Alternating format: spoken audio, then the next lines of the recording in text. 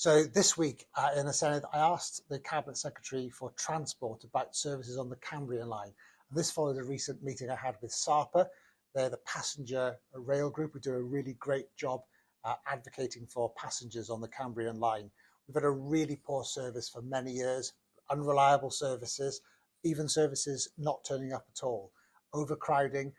We've had for far too long, we've had broken promises on when there's going to be a true hourly service on the Shrewsbury to Aberystwyth line. So our question to the Cabinet Secretary this week is, what positive news can he provide to those that regularly use the Cambrian service line?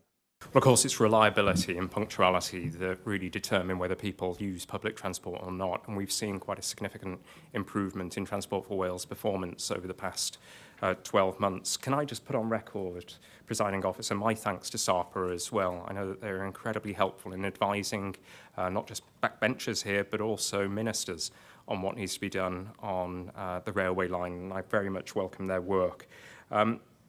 Russell George is right about the return to pre-COVID patronage.